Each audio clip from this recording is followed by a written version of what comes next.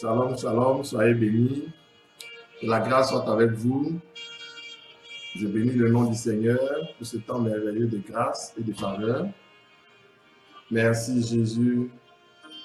Voilà, je crois que nous sommes connectés. Je voudrais vous saluer dans le nom puissant de notre Seigneur Jésus-Christ. Soyez bénis, soyez bénis, soyez bénis, soyez bénis. Je voudrais saluer René Palais, Deepness, ma fille. Tu es béni, sois béni. Voilà. Partagez, invitez pendant que d'autres personnes vont se connecter. Voilà. Nous sommes en direct. Partagez. Voilà.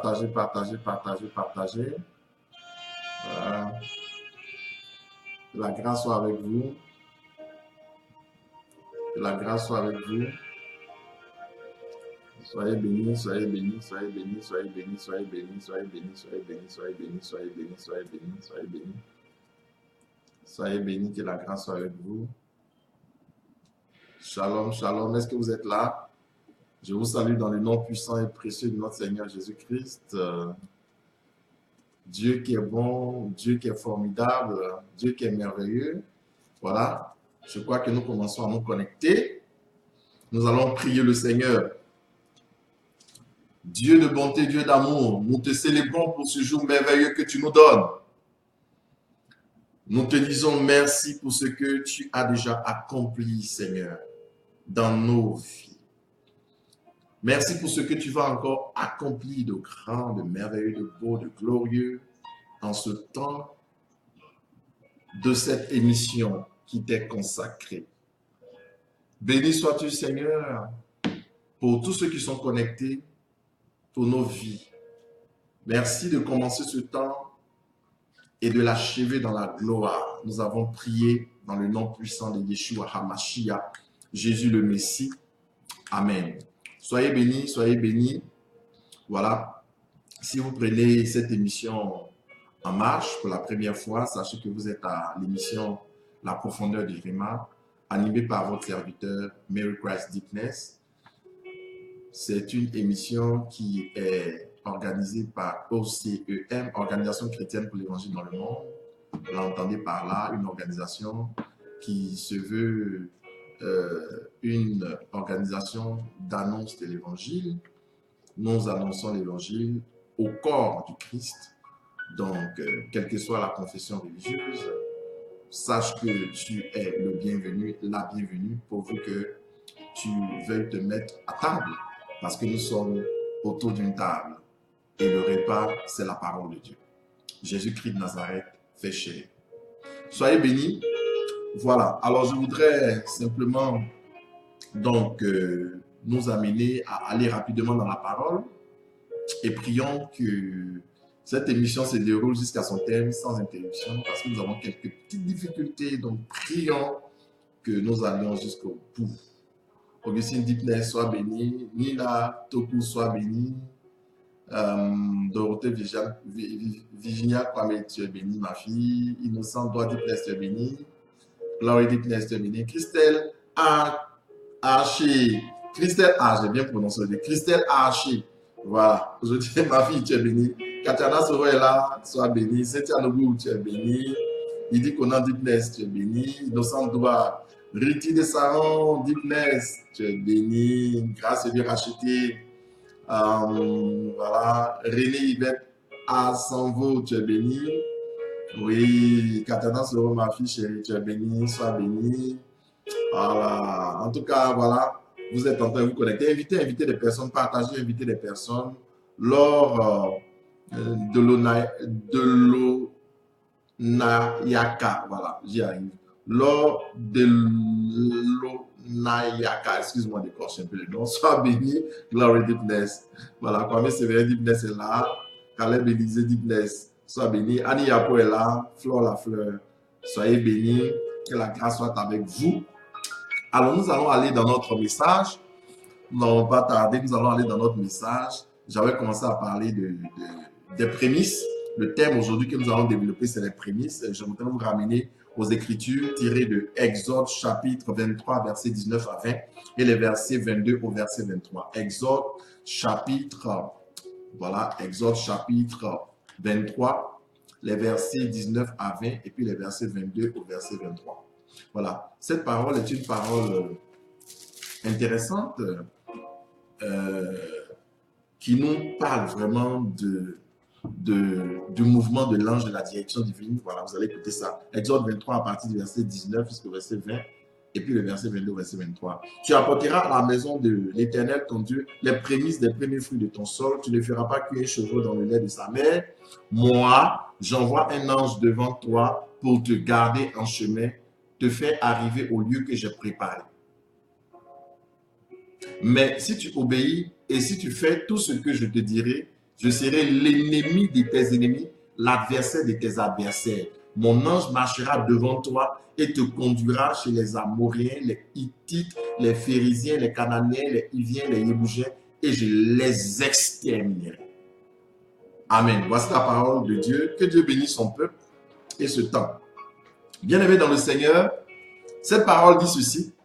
Lorsque toi, tu as fini de travailler, parler à des cultivateurs, il dit, vous viendrez avec les prémices des premiers fruits de votre sol.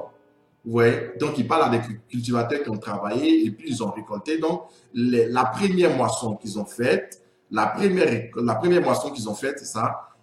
On dit de venir donner ça au Seigneur. Voilà. Donc, ils ont travaillé pendant un temps. Peut-être, on va dire peut-être 6 mois, peut-être un peu plus, peut-être un peu moins. Ils ont travaillé. Et puis, au moment maintenant, où ils vont être en joie, où ils vont pouvoir dire maintenant, voici le fruit de nos efforts. On a travaillé peut-être pendant 6 mois, on a ensémencé, on a veillé sur notre plantation jusqu'à ça a produit maintenant. La première moisson, on dit tu ne penches pas, on dit tu ne touches pas, on dit apporte ça à Dieu. Ah, ça paraît bizarre. Normalement, j'ai travaillé, au moins j'ai eu mon premier fruit, je dois pouvoir manger, je dois pouvoir me soulager un peu de tous mes efforts, tout ce que j'ai investi. On dit non, le premier là, ne mange pas, ne touche pas au premier. Après le premier, la première moisson, on dit le reste là, tu peux toucher. Mais le premier, la première moisson, les premiers fruits, on dit ne touche pas. La première moisson, on dit n'y touche pas. Pourquoi? Et c'est ce que je vais vous expliquer parce que c'est extrêmement important. Ouais, c'est sur ce point-là que les chrétiens ratent leur domination. Les chrétiens ratent leur droit de régner, ratent leur prééminence. Oui, c'est important parce que si on rate ces choses, on rate automatiquement beaucoup de choses. Entre autres, la prééminence, on va voir ça tout à l'heure. Donc, je vais vous expliquer certains mystères. Si vous comprenez ces mystères, c'est pour ça que je fais un enseignement, je ne prêche pas. Je fais un enseignement tout doucement pour vous expliquer, pour que vous compreniez. Parce que vous savez, malheureusement, dans l'église d'aujourd'hui, les hommes de Dieu portent un peu les gants pour dorloter un peu les chrétiens parce qu'on se dit, ah, si on parle de ce genre de choses, ils vont dire non, on parle d'argent, on parle de ceci, et puis bon, ils prennent des gants et puis ils n'en parlent pas. Et bon, peut-être que les gens sont contents parce qu'on n'en parle pas, mais si on n'en parle pas, ce n'est pas à ton avantage. Bien au contraire, il y a des choses que tu perds. Quand je vais te montrer ces choses, tu vas comprendre ce que tu perds. Tu vas te rendre compte que généralement, la pitié ne fonctionne pas avec le sacrificateur. Le sacrificateur, s'il regarde la figure de la victime, il ne va jamais utiliser son couteau. Si Abraham regardait le visage d'Isaac, il n'allait jamais accepter de le sacrifier. Mais c'est aussi là qui a fait qu'il a été béni. Souvent, il faut dire les choses. Le couteau, c'est la parole. Il faut oser utiliser la parole qu'il faut, même si ça blesse les chrétiens. Il faut l'utiliser tant que ça peut les sauver. Hein? C'est ça qui est important. Quand quelqu'un a une plaie, on le soigne. Ça fait mal, on met l'alcool dessus, mais c'est pour le soigner. Mais si on dit non, il a peur, comme il va crier, il faut laisser, il ne faut pas mettre l'alcool, il ne faut pas désinfecter la plaie, il ne faut pas que ça saigne, mais ça va pourrir, puis ça sera une gangrène. Aujourd'hui, c'est ça. Beaucoup de chrétiens sont infestés des démons. Les démons de pauvreté attaquent leur vie, attaquent leurs finances et tout. Parce que justement, on n'a pas eu la révélation de ces choses. Et ceux qui enseignent, généralement, les combattent. On dit, ah non, c'est des escroqueries, etc. Parce que les gens ne comprennent pas la profondeur des Écritures. Aujourd'hui, par la grâce de Dieu, nous allons aller dans les profondeurs parce que cette émission, c'est la profondeur du Réma. Nous allons dans les profondeurs pour pouvoir entrer, pour pouvoir disséquer les choses et ressortir la vérité de Dieu. Et je crois qu'à la fin, ça te fera du bien. Hein? Lorsque le chirurgien vient, il prend son bistouri, il est en train d'opérer, là, il coupe, là, ça te fait mal, tu sais, mais à la fin, c'est pour t'enlever un gros qui, c'est pour t'enlever quelque chose, te débarrasser de quelque chose. Vous voyez, on a besoin d'être débarrassé de certaines lourdeurs, de certaines pesanteurs, de ce qui nous fatigue. Et c'est important pour pouvoir dominer et régner. Si vous m'écoutez, Dieu fera quelque chose. Je peux vous dire ça. Je parle par expérience. Alors regardez, on dit apporte les prémices. Et alors Dieu dit maintenant, lui ça part. Il dit moi j'enverrai un ange devant toi pour te garder en chemin et te faire arriver au lieu que j'ai préparé. Et après, il dit maintenant, il dit, j'enverrai mon ange devant toi pour te conduire chez tes ennemis. Ouais, te conduire chez tes ennemis. Et il dit, je serai l'ennemi de tes ennemis, l'adversaire de tes adversaires. Regarde, souvent, il y a des gens qui t'attaquent, les gens qui t'agressent. Ils font des choses. Toi-même, tu sais que dans cette compétition, dans ce conflit-là, toi-même, tu as raison, ils ont tort. Mais tu vois que ils sont là, ils vivent et puis rien ne se passe. Tu dis, mais comment il est mon ennemi? Il est mon ennemi et puis il me fait des choses et pourtant Dieu est là, Dieu ne réagit pas. Mais est-ce que tes ennemis sont les ennemis de Dieu? Est-ce que tes adversaires sont les adversaires de Dieu? Je vais te montrer un chemin par lequel tes ennemis deviendront les ennemis de Dieu.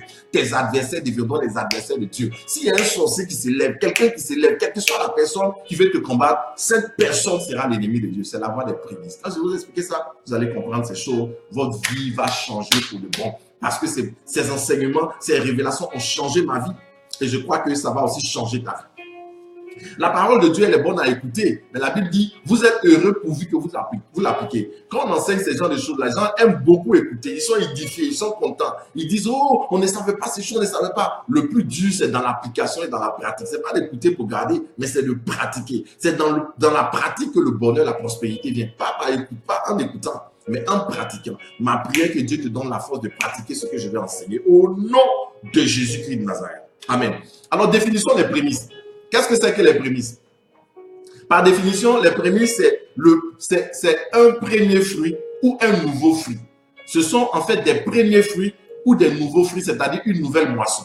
C'est ça qu'on appelle les prémices. Les prémices, c'est quand quelqu'un doit moissonner quelque chose. La première moisson, ce que tu dois récolter, ce que tu dois moissonner là, en premier, c'est ça qu'on appelle les prémices. Tous les fruits que tu as pris, ou le nouveau fruit, le premier fruit, le nouveau fruit, je vais expliquer bien. Premier nouveau fruit. Par exemple, tu as travaillé. Dès que tu as travaillé, ton premier salaire qu'on te donne, ça c'est un premier fruit. C'est aussi un nouveau fruit, parce que c'est une nouvelle expérience. Maintenant, quand tu vas arriver à un certain moment, peut-être après 1 an d'expérience, 2 ans, 3 ans d'expérience, quand on va te faire une augmentation du salaire, le salaire étant un fruit, ton fruit va changer. Parce qu'on suppose par exemple que tu avais par exemple 3 000 euros le mois. Quand on t'a embauché, tu avais 3 000 euros le mois. Et puis, 1 an après, on te fait une augmentation de salaire, tu passes à 3 400 euros. Donc, 3 000 euros, c'est un premier fruit. 3 400 euros, c'est un nouveau fruit. Vous comprenez? Donc, les prémices vont porter sur les 3 000 euros qui sont le premier fruit et ça va porter sur les 3 400 euros après parce que c'est une nouvelle expérience, c'est un nouveau fruit. Donc, c'est là il parle de premier fruit et de nouveau fruit. Donc, sur les 3 400 euros, comprenez, c'est un nouveau fruit, mais ce n'est pas en tant que tel le premier fruit, parce que le premier fruit, c'était les 3 000 euros. Mais le premier fruit aussi était un nouveau fruit. C'est ça qui dit que tout nouveau fruit n'est pas forcément le premier fruit. Mais tout premier fruit est un nouveau fruit. Que vous comprenez. Donc, voilà, je voudrais faire cette précision pour qu'on comprenne. De toute façon, j'y reviendrai. Alors, les fruits peuvent porter sur beaucoup de choses. Et donc, nous allons voir les différents types de fruits. Nous avons commencé à en parler hier quand on a eu ce problème technique. Alors, le fruit peut être le temps. Le temps peut être un fruit. Le temps peut être un fruit. Proverbe chapitre 27, verset 1 dit ceci. Proverbe chapitre 27, verset 1 dit, « Ne te vante pas du lendemain, car tu ne sais pas ce qu'un jour peut enfanter. » Donc, on dit le lendemain, et on dit, tu ne sais pas ce qu'un jour peut enfanter. Donc, si le jour peut enfanter, c'est un enfant qui sort du jour, puisque le jour, c'est un temps, c'est le temps. Donc, le fruit aussi, l'enfant ne peut être que temporaire, la même nature. Quand une maman enfante, elle enfante un être humain parce qu'elle est être humain. Ouais. Donc, le fruit, le temps, c'est un fruit. Donc, à partir de ce moment, voyons la naissance. Lorsque tu nais, en venant sur la terre, toi, tu es une semence du Père. Écoutez-moi bien. Tu es une semence du Père parce que le Père t'envoie, il te sème dans le monde pour une mission. Tu es une semence. Matthieu chapitre 13.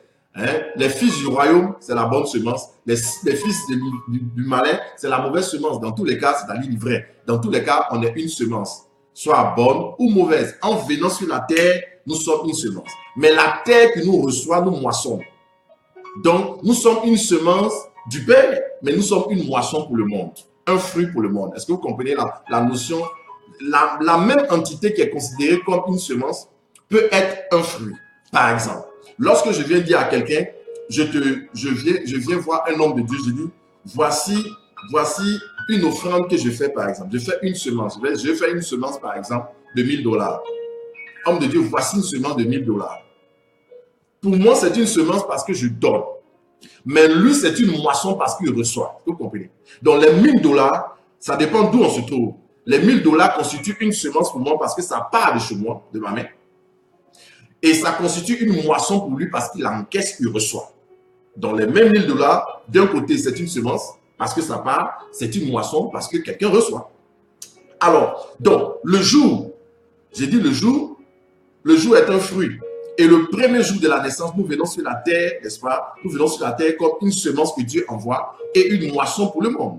Et à partir de ce moment, le jour de ta naissance devient un jour qui doit être dédié à Dieu parce que c'est le premier jour où tu viens sur la terre. C'est un grand événement. Toute naissance, qu'elle soit naturelle ou qu'elle soit spirituelle, est célébrée au ciel. Je le répète. Toute naissance, qu'elle soit célébrée, qu'elle soit naturelle ou qu'elle soit spirituelle, est célébrée au ciel. Que ce soit la naissance naturelle ou la naissance spirituelle. Naissance naturelle, regardez, quand Jésus est né, lorsqu'il est né, la Bible dit les anges sont descendus. Pourquoi les anges sont descendus, venus vers la mangeoire et les bergers étaient là? Et après, les anges sont remontés. Et plus tard, nous allons voir dans Luc chapitre 4, versets 10 et 11, ces anges sont venus se prosterner devant Jésus pour le servir. Les anges qui sont venus constater la naissance parce que Jésus était une semence qui venait, n'est-ce pas, sortie du Père. Il dit, je suis le Père vivant descendu du ciel. Il est venu du Père. Mais le monde, par Marie et par, n'est-ce pas, Joseph, vont recevoir le Fils, le transmettre au monde. Ça devient une moisson pour le monde. Et comme les anges sont des moissonneurs, Matthieu chapitre 13, parabole, n'est-ce pas, de l'ivraie, ils sont là où il y a la moisson, donc ils vont descendre sur la terre parce que c'est une moisson pour le monde. Ils vont venir justement et prendre acte du fait que le colis qui est venu d'en haut là est descendu et est arrivé à bon port. Ils prennent acte et une note. Parce que tout ce que tu vas faire sur la terre là, les anges vont noter dans un livre. Ce qu'on appelle le livre des actes ou le livre de souvenirs. Malachie chapitre 3. Donc, bien aimé dans le Seigneur, à partir du moment où ce jour-là est un jour que Dieu avait planifié, avait marqué, il devient important pour Dieu. On ne peut pas donc ignorer la naissance du Christ. On ne peut pas ignorer ta naissance, la date de ta naissance. Donc, physiquement, naturellement, mais aussi spirituellement. C'est pour ça que la Bible dit, il y a de la joie au ciel quand l'un de vous, n'est-ce pas, se répand. Lorsqu'un pécheur se répand, il y a de la joie au ciel. Qui amène la joie au ciel? Les anges. Rappelez-vous, dans la parabole du fils prodigue, lorsqu'il était perdu, il est revenu, le Père a dit, mais mon fils, celui-ci qui était perdu, qui a été retrouvé, celui-ci qui était mort, n'est-ce pas, qui est revenu à la vie, ne fallait-il pas qu'on jubile? Et l'aîné était fâché. Ouais. Pourquoi? Parce que dans la maison du Seigneur, quand quelqu'un se répand, il y a la joie. C'est une naissance. Il était mort, il revient à la vie. C'est une naissance. Une naissance spirituelle, il y a de la joie au ciel. Ces événements ne peuvent pas, ces dates ne peuvent pas être des dates banales. C'est pour cela que le jour de ta naissance, n'est-ce pas, est une date importante et il faut le dédier à Dieu. Il faut consacrer ce jour à Dieu. C'est une porte, c'est ta porte d'accès sur la terre. Donc, en dédiant ce jour à Dieu, c'est une façon de donner tes prémices. C'est-à-dire de donner ce qui est premier à Dieu, parce que dans le principe de Dieu, tout ce qui est premier appartient à Dieu. Donc, ton premier jour sur la terre doit appartenir à Dieu. Le Père doit célébrer Dieu, la mère doit célébrer Dieu comme Ève. Genèse chapitre 4, elle a dit, l'Éternel m'a permis de mettre au monde un fils. J'ai mis au monde un fils, un garçon, un mâle avec l'aide de l'Éternel. Genèse chapitre 4, verset 1. C'est avec l'aide de Dieu qu'on enfante. Et donc, ce jour de la naissance doit être un jour béni. C'est pour ça que, pour faire mémoire de cette date qui a été consacrée au Seigneur, on fait ce qu'on appelle l'anniversaire. Parce qu'à partir de ta date de naissance, est-ce que vous savez que on peut faire une lecture? Vous voyez que généralement, les gens qui sont des mystiques, ils font des lectures. Quand Jésus était né, ils ont vu son étoile. Et alors, les rois mages sont allés et Hérode a demandé de voir dans les livres en fonction de la naissance de l'enfant et de l'étoile pour pouvoir voir. Parce qu'il y a ta destinée est rattachée à la porte. N'est-ce pas? Le jour de ta naissance est une porte et la porte d'accès à ce monde. Donc, il y a des promesses qui sont rattachées à cela. C'est pour cela qu'il faut le consacrer à Dieu pour ne pas que le diable vienne pervertir, parce que des héros peuvent s'élever contre toi à partir de ta date de naissance. Ce jour-là, il peut venir. Si ce jour-là n'est pas consacré à Dieu, c'est comme cette porte qui est là, mais n'est pas barricadée par les anges. On peut avoir accès et faire du mal spirituellement. Est-ce que vous comprenez ce que je suis en train de dire? Donc, en consacrant ce jour à Dieu, c'est comme si tu donnais les prémices à Dieu. Tu donnes ce qui est premier à Dieu. Premier jour, donc j'ai dit le jour étant un fruit, c'est le premier fruit que tu as. Parce que tous les jours de ta vie sont des fruits. C'est pour ça qu'on dit Abraham fut rassasié de longs jours. Rassasié veut dire il a mangé comme si c'était des fruits. Parce que le temps, c'est comme des fruits. C'est pour ça que dans Joël, dans la prophétie de Joël, avant qu'il parle de la prophétie de la Pentecôte, il dit, je restaurerai les années dévorées par les sauterelles. Mais pourquoi les années sont dévorées par les sauterelles? Est-ce que les sauterelles peuvent dévorer le temps normalement? Mais oui, parce que le temps se présente comme justement des fruits. Les sauterelles dévorent les fruits, ils dévorent les feuilles, ils dévorent les végétaux. Donc, on présente les années comme étant des fruits que les sauterelles peuvent dévorer. C'est-à-dire qu'on les dévore, tu perds ça. C'est pour cela que le diable peut te faire perdre du temps, comme il a fait perdre du temps, n'est-ce pas, à Naomi, à Moab. Ouais. Donc, c'est important. Si tu n'as pas dédié le jour de ta naissance à Dieu et ton anniversaire, tu ne dédies pas, que tu mets l'aspect festif devant, c'est bien de fêter. La fête vient justement accompagner l'action de grâce. Mais ce n'est pas la fête d'abord avant l'action de grâce. Non, je rends grâce à Dieu parce que ce jour-là, je suis né, je ne suis pas mort. Dieu m'a permis de naître. Alors je rends grâce à Dieu. Je consacre cette date à Dieu. Chaque fois qu'il y a mon anniversaire, je rends grâce à Dieu pour commémorer cette naissance. Et ces promesses rattachées à ma date, rattachées à ma destinée, c'est important. Aussi, la semaine. Il y a 7 jours dans la semaine. Donc, j'ai dit, le jour étant un fruit, 7 fruits dans la semaine. Donc, le premier fruit qu'on donne à Dieu, c'est comme si on donnait des prémices. Donc, le premier jour de la semaine, je l'ai dit, c'est ce qu'il faut donner à Dieu. Donc, Marc chapitre 16, verset 1 à 2, on a dit justement, après le sabbat, après que le sabbat fut, n'est-ce pas, achevé, le premier jour maintenant de la semaine, qui est dimanche, conventionnel, on dit dimanche, c'est le premier jour de la semaine, justement, les Maries de Magdala allaient reprendre les aromates sur, justement, le corps de Jésus. C'est le premier jour qu'il est ressuscité, et c'est ce premier jour qui appartient, on dit le premier jour de la semaine, c'est le jour de la résurrection, et c'est ce jour-là qui appartient à Dieu, c'est là qu'il ressuscite. Parce que c'est ce jour qui appartient à Dieu, le premier jour de la semaine, le dimanche. Parce que tout ce qui est premier appartient à Dieu, c'est rattaché à une promesse de résurrection, une promesse de délivrance. Donc, c'est important que tu dédies justement ce jour-là. Il y a 7 jours pour faire ce que tu as envie de faire, mais de ces 7 jours-là, il y a un jour que tu dois dédier au Seigneur parce qu'il prend à lui ce qui est le premier. Si tu peux ajouter autre chose, c'est les prémices plus d'autres offrandes, c'est-à-dire tu peux ajouter d'autres jours où tu vas dédier au Seigneur. Ça, c'est toi. Mais le premier jour, tu dois lui donner ça. Un jour dans la semaine, tu dois donner au Seigneur. Et bien entendu, j'ai dit que la notion de temps étant conventionnelle, je vais l'expliquer tout à l'heure, il est important de comprendre que si c'est conventionnel, c'est que d'autres peuvent adopter ce premier jour comme étant samedi. Ça ne pose aucun problème parce qu'il y a un caractère conventionnel. S'il convient d'eux, alors les anges prennent acte. Voilà, c'est important. Aussi, les mois de l'année. Les mois de l'année, donc le premier mois de l'année, est-ce que vous êtes avec moi? Est-ce que vous êtes avec moi? Le premier mois de l'année, faites des commentaires, que je vois que vous êtes là, vous êtes là. Voilà, ok, apparemment vous êtes là. Donc, le premier mois de l'année, il y a 12 mois. Rappelez-vous dans Apocalypse chapitre 22, la Bible nous dit que l'arbre de vie porte 12 fruits lents. L'arbre de vie porte 12 fruits lents. Donc, un fruit par mois, ça fait les 12 mois. Donc, le fruit est rattaché à chaque mois. Chaque mois, un fruit, jusqu'à 12 fruits, c'est-à-dire 12 fruits lents. Donc, les 12 fruits, ici, sont les correspondants de 12 mois. Comprenez? Donc, on parle du calendrier, le calendrier lunaire. Le calendrier lunaire, c'est le calendrier que les musulmans utilisent en fonction du cycle de la lune. Et ils vont définir leur nouvel an en fonction de la lune. OK? Et ça, donc, les musulmans utilisent le calendrier lunaire. Les juifs, ils utilisent le calendrier solaire et lunaire. Donc, en début d'année, qui est entre septembre et octobre, si on veut faire septembre et début octobre, ils appellent ça Rosh Hashanah. Rosh Hashanah, c'est-à-dire la tête de l'année. Rosh, ça veut dire tête, ça veut dire en tête, ça veut dire commencement. Au commencement, quand on dit au commencement, Dieu créa les cieux et la terre. C'est Bereshit, Elohim, Bara. Au commencement, les dieux créa. C'est la traduction littérale. Au commencement, les dieux créa. Bereshit, Elohim, Bara. Ça veut dire, au commencement, Dieu cria. Donc, Resh, le Bereshit, le Resh, c'est la même lettre hébraïque qu'on utilise pour, n'est-ce pas, écrire le Rosh, c'est-à-dire tête. C'est-à-dire la tête de l'année. Donc, il dit c'est la tête de l'année pour eux, le commencement de l'année. Donc, on ne peut pas entrer dans une nouvelle année sans toutefois dédier le premier mois de l'année. Si tu ne le dédies pas le premier mois de l'année, c'est comme si tu n'as pas donné les prémices du temps, le prémices des mois. Alors, tes mois seront difficiles. Tes mois seront difficiles, l'année sera difficile. Tant que tu ne l'as pas fait, c'est comme si tu étais devant un voile.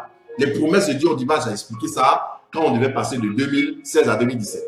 Pourquoi il est nécessaire, justement, d'entrer dans une nouvelle année? Ouais, donc tu ne peux pas entrer le 1er janvier en criant janvier, allez, waouh, patapa, c'est l'affaire, patapa, papa. Non, le premier jour de l'an, 1er janvier, mon Seigneur, merci, je te rends grâce parce que tu m'as permis de voir cette nouvelle année 2017. L'année prochaine, tu m'as permis de voir cette année 2018. Oh Seigneur, tu es bon, tu m'as permis de traverser. Je te bénis pour cette année, je te bénis pour ce jour de 1er janvier, je te le dédie. De façon conventionnelle, on a décidé que le premier jour de l'an, c'est le 1er janvier. C'est conventionnel.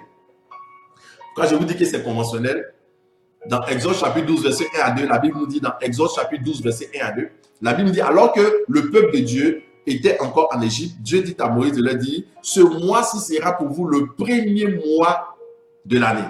Il sera pour vous le premier mois de l'année. Il n'était pas, mais il sera pour vous le premier mois de l'année. Qu'est-ce que ça veut dire?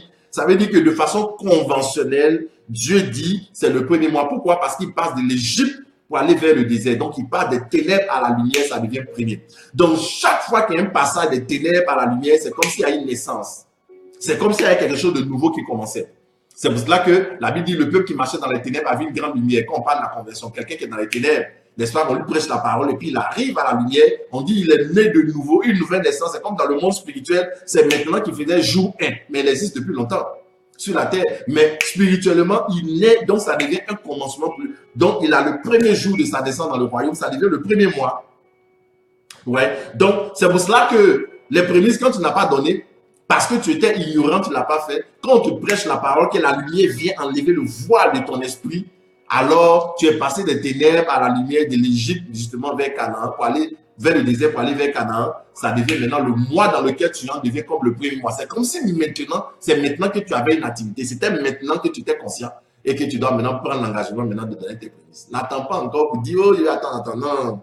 Parce que les prémices, ça te surprend. On se prépare pas. Si tu prends le temps de te préparer, ça ne sera pas un sacrifice.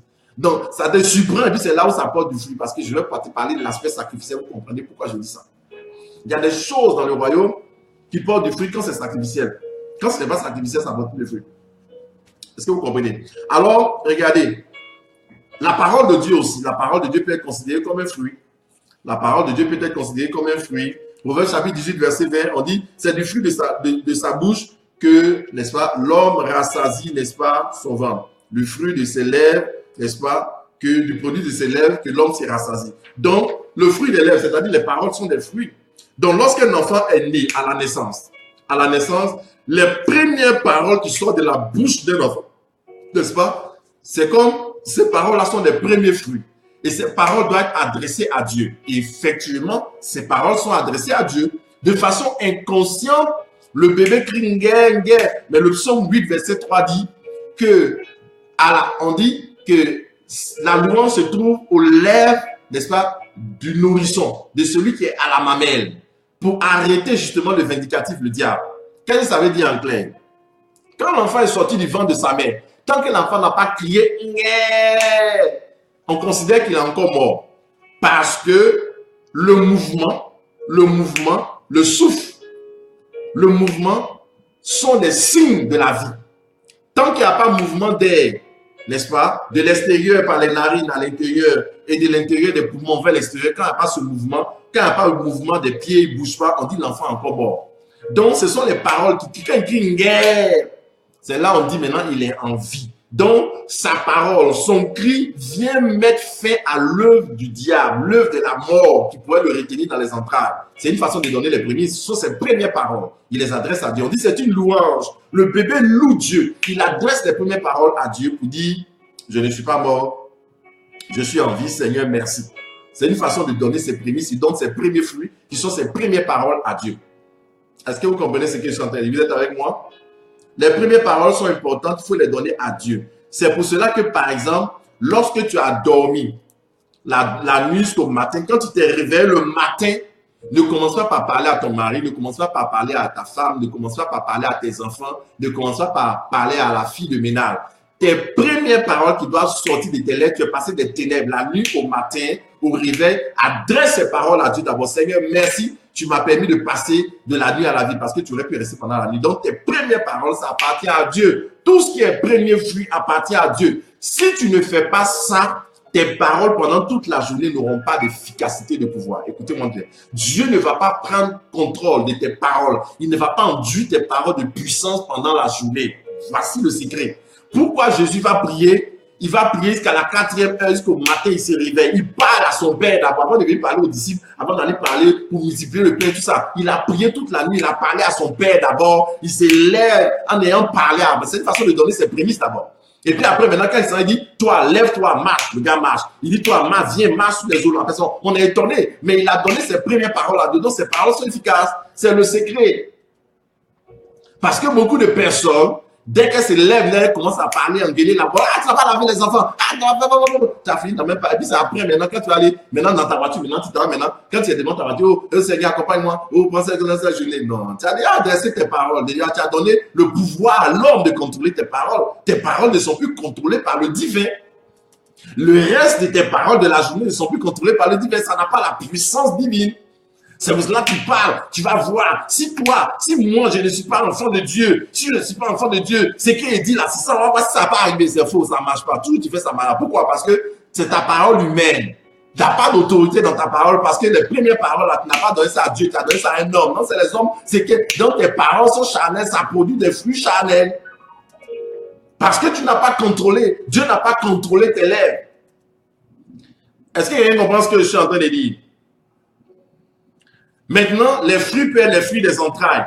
Les fruits peuvent être des fruits des entrailles. Luc chapitre 2, verset 21-23, vous rappelez que la présentation de Jésus au temple, Marie et Joseph ont pris l'enfant Jésus lorsqu'il avait 8e jour, il avait 8 jours, il était vieux de 8 jours, et ils sont allés le présenter au temple.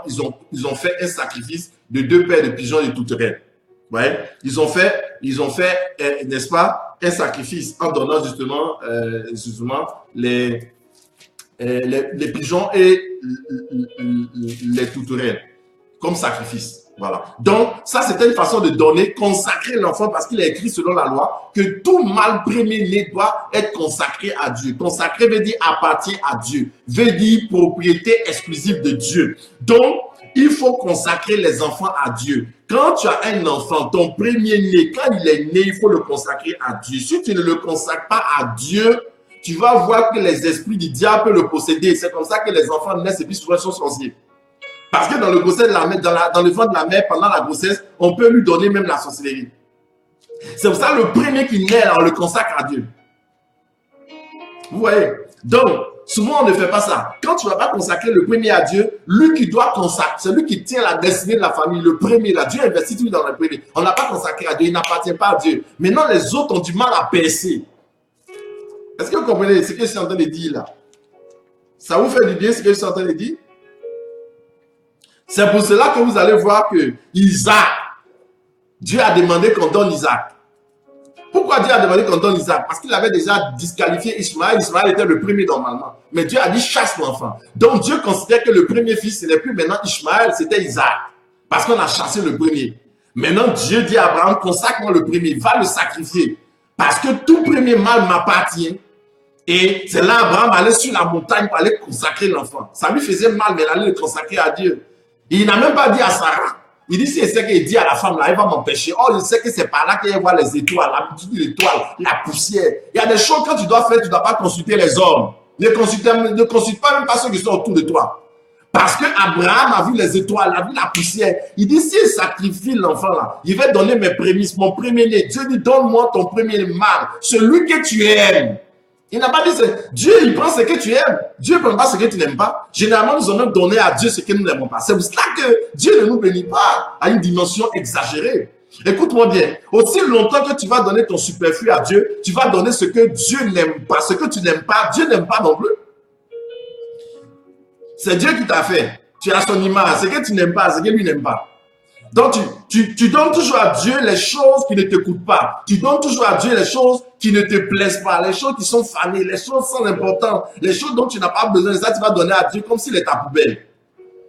Et maintenant, quand on te répond, tu es étonné de voir les résultats de Dieu dans ta vie. Il te répond, c'est le contenu de la poubelle.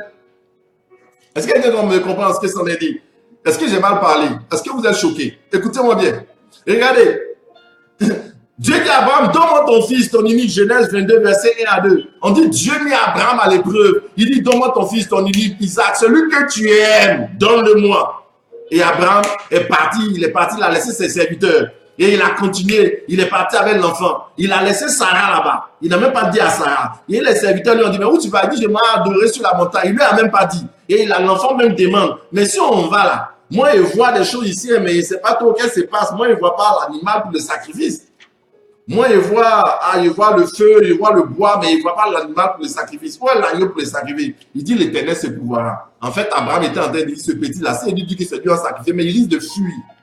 Il risque de fuir même. Donc, il n'a même pas dit à l'enfant, c'était lui-même on devait sacrifier.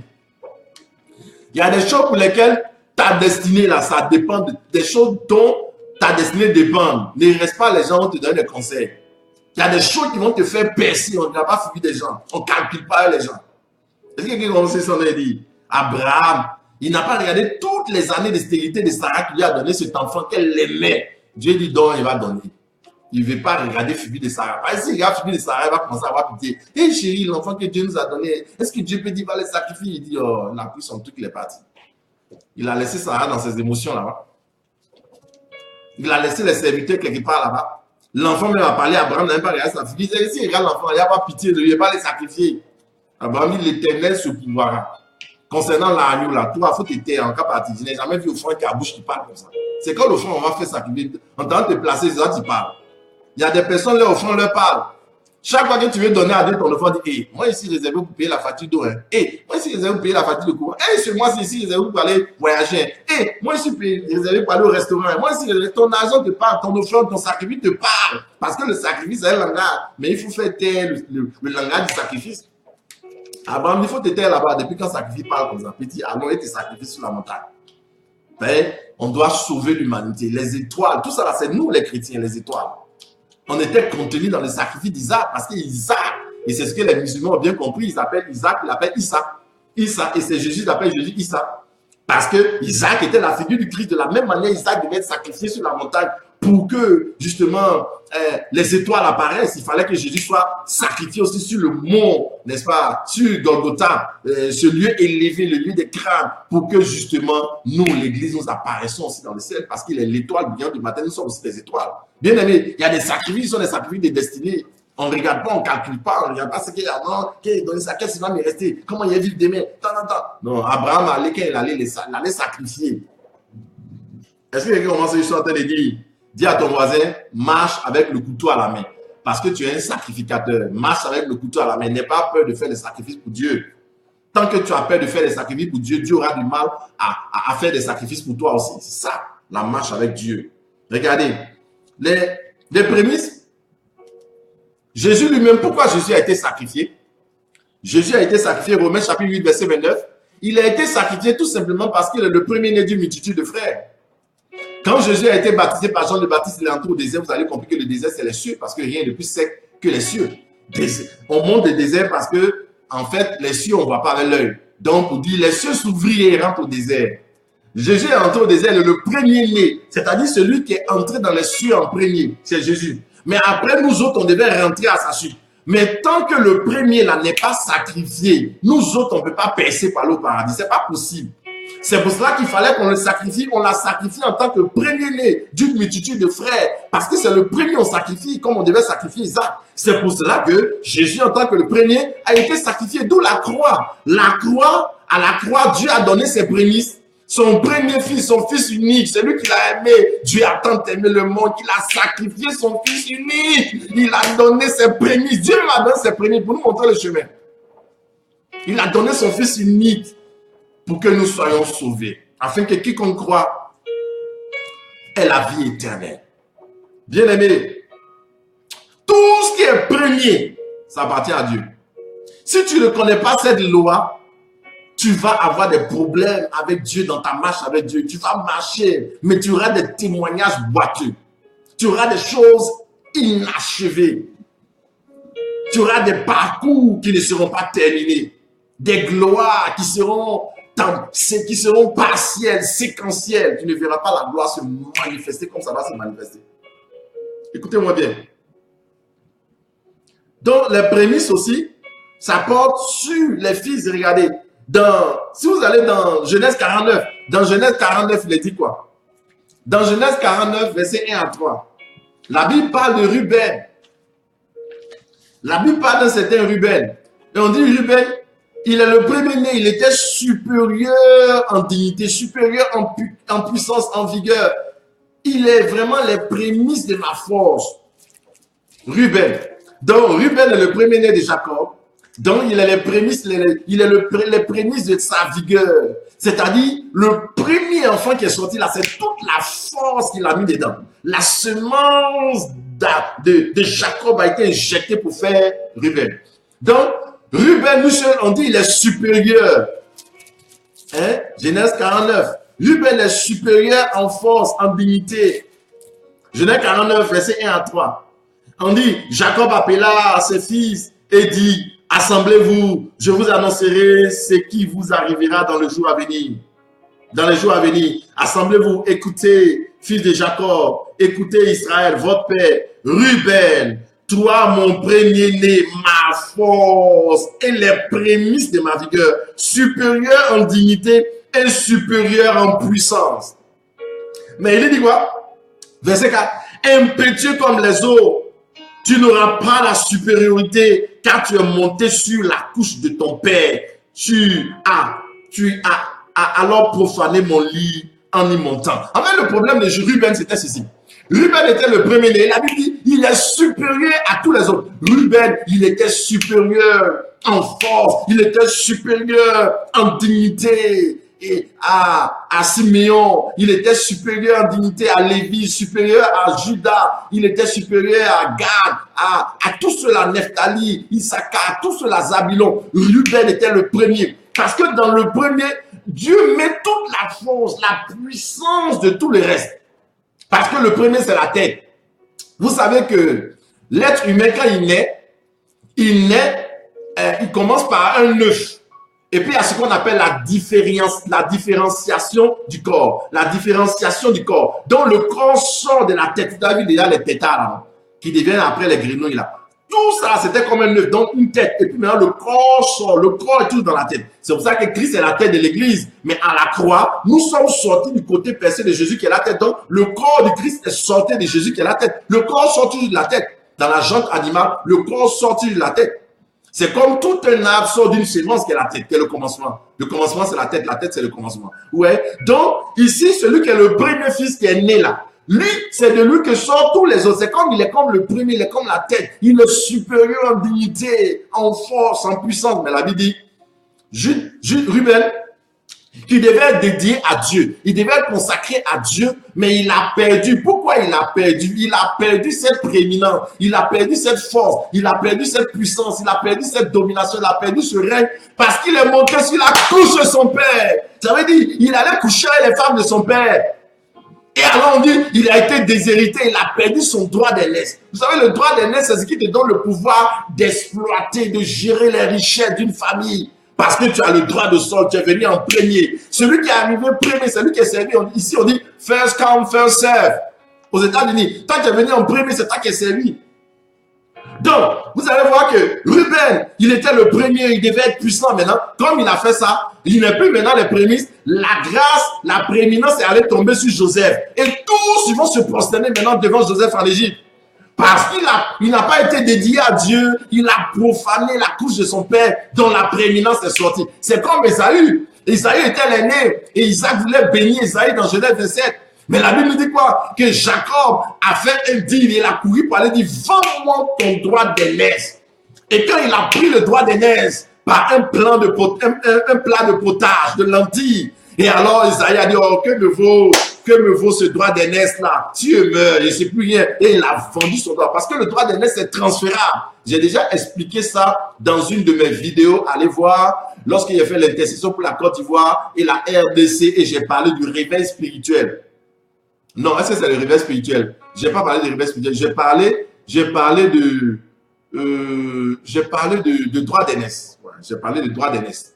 J'ai parlé de ça. Vous allez voir mes vidéos, j'ai parlé de droit d'aînesse. Je me souviens plutôt. Regardez sur l'intercession pour le Congo. J'ai parlé de ça. J'ai bien parlé de Jacob et d'Ésaü. Ésaü et Jacob. Voilà, j'ai parlé de ça. J'ai parlé de comment le droit d'aînesse peut se transférer. Donc, la prééminence, là, cette prééminence-là, Judas l'a perdu. Ça veut dire, quand toi, tu es l'aîné de ta famille, quand tu es né là, c'est toi, on doit consacrer, on doit dédier à Dieu. Si on t'a pas dédié à Dieu, c'est comme si il y a un voile qui est sur les autres, tant qu'il n'y a personne qui n'a été dédié. Il faut donc consacrer quelqu'un. Et si toi, tu ne l'as pas fait parler, tu es ignorant, un autre qui est petit, qui est là-bas, là, on peut déposer sur lui quelque chose. Et il va avoir une autorité dans sa famille. Une autorité, il va commencer à régner le côté spirituel. Je vais vous raconter une histoire. Mais je pense que c'était un arrangement divin en ce qui concerne moi, ma famille. Moi, je suis très attaché à mon père, de son vivant. Et mon père, il avait un don extraordinaire. Il allait à l'église, il allait à la messe, il était catholique. Et pendant, chaque fois qu'on levait l'Eucharistie comme ça, il voyait un agneau qu'on égorgeait sur l'autel. Il avait des dons comme ça, des révélations. Il voyait des choses extraordinaires sur l'autel. Il pouvait voir un visage de telle personne. Et puis il pouvait dire à telle personne, à tel problème. Il avait ce don prophétique, mais il n'était pas accompagné à l'époque. Parce que les gens ne comprenaient pas bien avant que le renouveau de rentre dans l'église catholique. Les gens ne comprenaient pas bien ce que les gens disaient. Donc, il a vécu comme ça. J'étais très proche de lui. Et lui, il a tellement désiré servir le Seigneur dans une dimension très puissante. Quand le renouveau est venu, il a dit, je suis vieux, mais moi, je veux que tu serves Dieu. Et je veux que tu sois celui qui sert Dieu dans ta famille, vraiment, qui soit là, qui porte. Et il a dit, mais cependant, je vais poser un acte testamentaire. Et il a appelé notre maman et il lui a dit, si je meurs que je ne suis pas là, il faut que tu rassembles tous mes fils. Il faut que tu les rassembles du plus grand au plus petit. Et tu vas bénir le plus grand. Et ainsi de suite jusqu'à bénir le plus petit. Ainsi, quand je serai parti et que tu auras posé ce acte et tu les auras bénis, le premier va porter sur la responsabilité de conduire ses frères dans le spirituel. Le manteau sera sur lui. C'est celui-là qui aura le manteau et qui aura la prééminence pour régner spirituellement. Ça, ma mère me l'a dit et j'ai bien compris.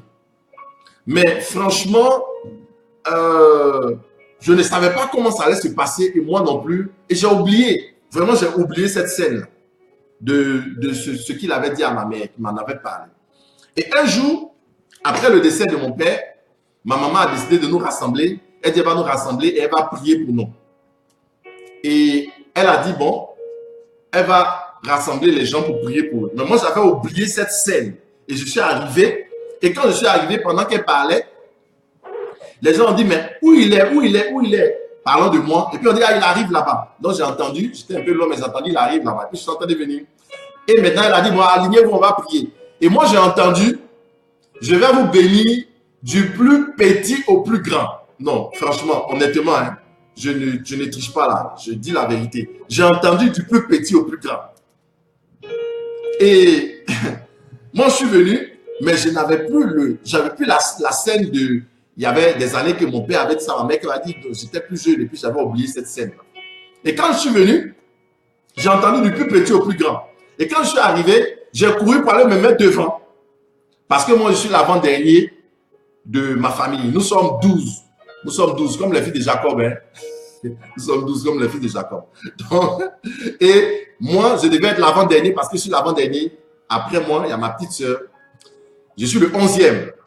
11e comme Joseph. Voilà, je suis le 11e comme Joseph. Et moi, je cours pour venir parce que j'ai entendu dans mes oreilles qu'il faut se mettre du plus petit au plus grand. Donc, je vais me mettre devant. Et quand je suis arrivé devant, mes autres frères, l'aîné était là. Il dit, mais qu'est-ce que tu fais devant ici? Il dit, ah, elle a dit du plus petit au plus grand. On dit, non, on dit du plus grand au plus petit. Mais pourquoi toi, tu es là? Et puis, maintenant, il dit, ok, moi, je partais. Et puis, on dit, non, non, s'il est déjà là, laissez-le. Et puis, ils ont dit, bon, ok, ça fait rien. Et puis, ma maman m'a béni. Quand elle m'a béni, j'ai senti une décharge qui est tombée sur moi. Je n'avais jamais vécu ça auparavant. Et je sentais comme une présence, comme si j'allais parler en langue. Ma langue était devenue lourde. Je commençais à expérimenter quelque chose. Vous voyez ça? C'est une scène qui paraît banale. Mais eux, ils ne savaient pas la portée, ils ne savaient pas la lourdeur de cet acte. Or, c'était un acte prophétique qu'un père qui était mourant a demandé de poser. Un père qui était serviteur de Dieu, qui voulait servir Dieu. Mais en fait, j'ai compris que le dessein du père s'est réalisé parce qu'il a dit, je souhaite que toi, tu sois celui qui serve Dieu et que tu sois au-delà. Mais en même temps qu'il dit ça, que c'était son souhait, il dit, on va bénir du plus grand au plus petit. Ça m'a fait penser à l'histoire de Jacob. Et bizarrement, Dieu va faire un arrangement divin pour que je me retrouve en tête de mes frères en train d'être béni. Et ils ont dit, bon, c'est pas grave, c'est pas grave. Et quand il a fini de faire ça, quelques temps après, l'image de la scène est revenue dans mon esprit. J'ai dit, mais attends, mais le père avait dit ça, qu'il bénirait du plus grand au plus petit. Donc c'est la cérémonie qui a eu lieu là. Et je me suis rendu compte que là, j'avais reçu quelque chose de la part de Dieu. Vous voyez, c'est des choses qui paraissent anodines. Mais c'est de la même manière que Jacob a béni ses fils. Il les a rassemblés, il a pris Ruben. Et il a déclaré ses parents sur Ruben. En fait, c'est pas comme il a béni Ruben, mais il a maudit Ruben. Il a dit à Ruben, toi, tu es le prémisse, tu es le premier. Normalement, c'est toi qui devais être supérieur en dignité, en force. Tu es impétueux comme la mer. La force qui est en toi, là, ça doit être plus grand que pour tous tes frères réunis. Mais malheureusement, quand tu es monté sur ma bouche, je t'ai désiré, tu perds la prééminence. Et paf, ça allait tomber sur Joseph. Mais vous allez voir Joseph en Égypte, là-bas. Ce sont les frères de Joseph qui viennent se prosterner devant lui. Le jeune homme de 30 ans, on se prosterne devant lui. Alors que ça, c'était pour Ruben. Quelqu'un m'a dit ça, et parce que Ruben avait perdu la prééminence, il fallait que la prééminence tombe sur quelqu'un qui allait conduire ses frères. Tant que ça ne tombe pas sur quelqu'un, ils sont limités. C'est pour cela que un homme a fait un vœu. Il s'appelle Jephthé, Juge chapitre 11. Il a dit à Dieu ceci. Il a dit, Seigneur, si je pars en guerre et que tu me donnes la victoire, tout ce qui va sortir en premier de ma maison, je te donne. Quand Dieu a entendu premier, parce qu'il sait que tout ce qui est premier appartient à Dieu, c'est que tout ce qui est premier, c'est pour lui. Donc, il a donné la victoire à Jephthé. Jephthé a été élevé général. Il a été élevé chef. Et alors, quand il venait, Jephthé venait, la première chose qui est sortie de sa maison, lui, il paraît que c'était un mouton. Hein. C'est sa fille. Ah! Quand il avait dit, oh, ma fille, tu es au nom de ceux qui me troublent. J'ai fait un vœu à Dieu, il ne peut plus me révoquer. Et il a sacrifié sa vie. C'est ce qu'on appelle le vœu insensé de Jephthé. Pourquoi Dieu a fait ça? Parce que Jephthé a dit tout ce qui soit en premier. Quand Dieu a entendu premier, il dit, mais ça c'est pour moi. Moi, je suis premier. Tout ce qui est premier là, c'est pour moi. C'est pour cela que une femme s'appelle Anne. Elle a dit à Dieu, Seigneur, si tu me donnes un fils, un premier-né, un mâle, je te le dédierai. Je te le dédierai. Fais-en ce que tu veux. Si tu veux, n'a qu'à prêtre, n'a qu'à prophète, n'a qu'à ce que tu veux dans la maison. Moi, il veut le déployer dans la maison. Quand Dieu a entendu premier net, paf, il a envoyé Samuel. Bien aimé. Tout ce qui est premier appartient à Dieu. Bien aimé dans le Seigneur, je voulais vous faire comprendre quelque chose. Tout ce qui est premier appartient à Dieu. Alors, je voudrais vous amener dans les Écritures. Il y a encore quelques petits trucs, mais quelques petits problèmes, nous allons continuer. Alors, tout ce qui est, restez connectés, nous allons aller, je pense, ça sort en audio, c'est pas en visuel, mais on continue. Tout ça, c'est le combat. C'est le combat. Dieu est fidèle. On va continuer le message. Dieu est fidèle. Soyez bénis, soyez bénis, soyez bénis, soyez bénis. Voilà. Donc, tout ce qui est premier appartient à Dieu. Bien aimé dans le Seigneur. Donc, les fruits des entrailles. Les fruits des entrailles. Alors, il faut consacrer ce qui appartient à Dieu. Donc, quand tu as des enfants, le premier, tu dois le consacrer à Dieu. C'est une façon de donner les prémices à Dieu et c'est très important de le faire ainsi. Maintenant, j'aborde le salaire. Dès que l'ennemi ne veut pas qu'on parle de salaire, quand on arrive à la partie qui coupe. Ah, c'est vraiment le diable qui attend. Donc, j'aborde le salaire, le point des salaires. Lorsque tu travailles, Proverbe chapitre 3, verset 9 à 10 dit ceci. Honore l'Éternel avec les biens, avec les prémices de tout ton revenu. Avec les prémices de tout ton revenu. Alors tes greniers seront abondamment remplis et tes cuves regorgeront de vin nouveau. Qu'est-ce que la Bible veut dire par là? La Bible dit que dans tes greniers, là où tu amasses tes richesses, il y aura l'abondance, il y aura des miracles financiers. C'est lorsque je décide de donner mon salaire à Dieu, mon premier salaire ou mon nouveau salaire, quand on m'a donné une promotion, le nouveau fruit, je donne à Dieu. Alors Dieu dit mes greniers, c'est où j'amasse mes richesses, mon compte en banque, il va commencer à voir des miracles. Dieu va commencer à disposer des choses comme du genre sur la montagne où tu as fait descendre le bélier pour Abraham.